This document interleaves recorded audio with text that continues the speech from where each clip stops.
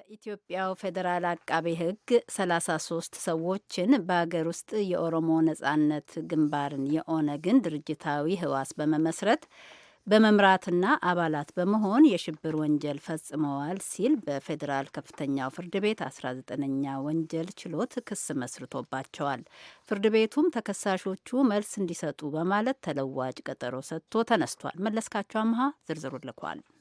እና ሀብታሙ ሚልኬሳ በሚል የክስ መዝገብ አቃቤ ሕግ የመሰረተው ክስ እንደሚዘረዝረው ተከሳሾቹ የህብረተሰቡን ደህንነት አደጋ ላይ በመጣል ሕይወትን በማጥፋትና ንብረት በማውደም በመንግስት ላይ ተጽዕኖ በመፍጠር ፖለቲካዊ ስልጣን ለመያዝ የሚንቀሳቀሰውና በሀገሪቱ ፓርላማ በአሸባሪነት በተፈረጀው የኦሮሞ ነጻነት ግንባር አባል በመሆን በሀገር ውስጥ የዚህ አሸባሪ ነው ያለውን የኦነግን ድርጅታዊ ህዋስ ቄሮ ብልሱማ በሚል ስያሜ የወጣቶች ክንፍ አደራጅተዋል ይላል። ተከሳሾቹ ይህን ሲያደርጉም የማርያም ጸበል ዕድር በሚል ሽፋን መሆኑንም ያብራራል። በተለይም አንደኛና ሁለተኛ ተከሳሾችን ማለትም አቶ ሀብታሙ ሚልኬሳንና ረዳት ሳጅን ጫላ ፈቃዱን በኦነግ ሽብር ድርጅት ውስጥ አባል በመሆንና በሀገር ውስጥ የሽብር ድርጅት ሴል ወይም ህዋስ ቄሮ ብልሱማ በሚል መጠሪያ በማደራጀት በአመራርና በውሳኔ ሰጭነት ተሳትፈዋል ሲል ከሷቸዋል። የቀሩትን 31 ተከሳሾች ደግሞ አባል በመሆን ተሳትፎ ክስ የተመሠረተባቸው መሆኑን የክሱ ማመልከቻ ይዘረዝራል። ፍርድ ቤቱ ክሱን ለተከሳሾቹ በንባብ አሰምቶ እንዳበቃ መልስ እንዲሰጡ ጠይቋቸዋል። ተከሳሾቹም በጠበቃቸው አማካይነት መልስ ለመስጠት ተለዋጭ ቀጠሮ ጠይቀዋል።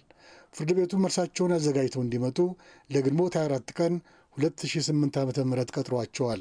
33ቱ ተከሳሾች የመንግሥት ሠራተኞች፣ የፖሊስ አባላትና በግል ሥራ የሚተዳደሩ እንደሆኑ የክስ ማመልከቻው ይናገራል። አብዛኞቹ የአዲስ አበባ ከተማ የቦሌ ክፍለ ከተማና አካባቢው እንዲሁም የሰበታ ከተማ ነዋሪዎች እንደሆኑም ከዚሁ የክስ ማመልከቻ መረዳት ይቻላል። መለስካቸው አምሃ ለአሜሪካ ድምፅ ሬዲዮ ከአዲስ አበባ።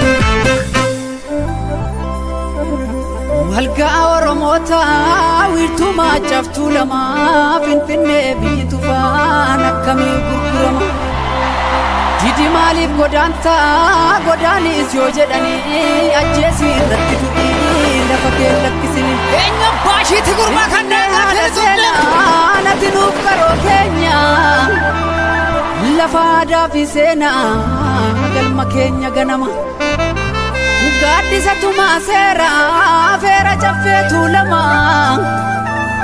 Yigumaan si tiksina nutis kaane tokkummaan Kanaafi gurbaa barataa mooyyadaa eegame Booree baafata ilmi guddifachaan as galee maaf nutti ta'a silmi Gudeedhaan hin dhalanne kanaaf saba unkuraa Osoo Oromoo ta'ee maaliif biyya gurgura Dadamma kilakki Oromoo bahaadhiyaa walitti dhaami amantii kutaa waliin qoqqoodini biyya si dhuunfattee alagaani Dadamma kilakki Oromoo bahaadhiyaa walitti dhaami amantii kutaa waliin qoqqoodini biyya si dhuunfattee alagaani